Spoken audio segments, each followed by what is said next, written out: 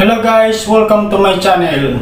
Ilan sa atin nalilito at hindi pa alam kung pwede nga ba gamitin ang password ng email address sa paggawa ng ibang website account online katulad ng NBI, National Police Clearance, BIR, Meralco, Manila Water at marami pa pong iba.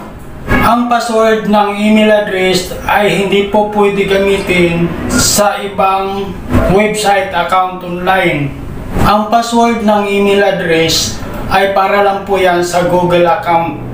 Ang pwede lang po gamitin ay ang email address natin kapag gumawa po tayo ng account sa ibang website online. Pero dapat verify na po ang inyong email address.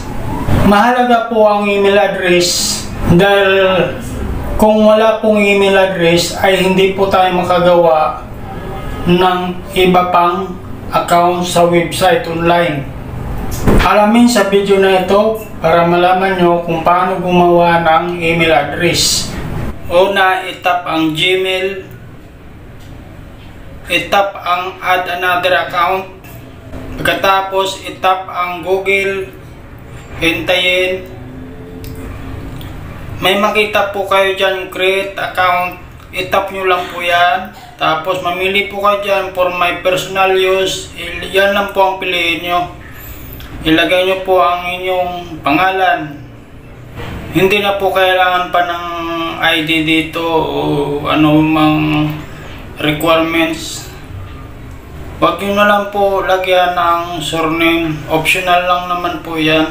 Katapos itap ang next, ilagay po ang araw ng birthday, pagkatapos buwan, pagkatapos kung anong taon, kung lalaki ba o babae, tapos itap ang next.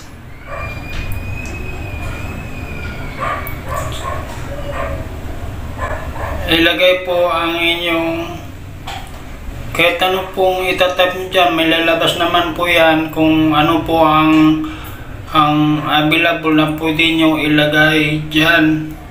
Itap mo lang po yung next para may lalabas po dyan.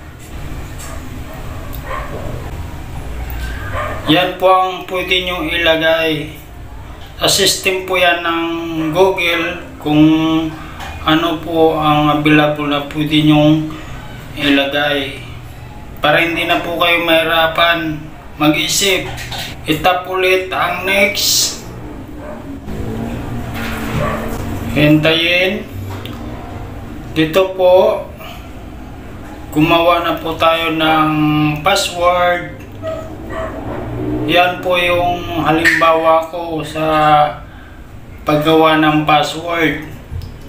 Pwede nyo po yan gayahin para hindi na po kayo mahirapan sa paggawa ng password.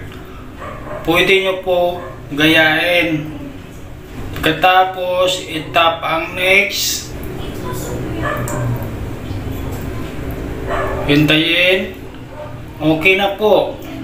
Itap ulit ang next. Review po ang inyong account po yan. Tapos swipe lang po pa taas. May makita po kayong agree, itap nyo lang po yan. Pagkatapos hintayin nyo po, i-check po natin sa ating account. Marami po akong account na ginawa. Yan na po guys, pumasok na po sa Gmail account.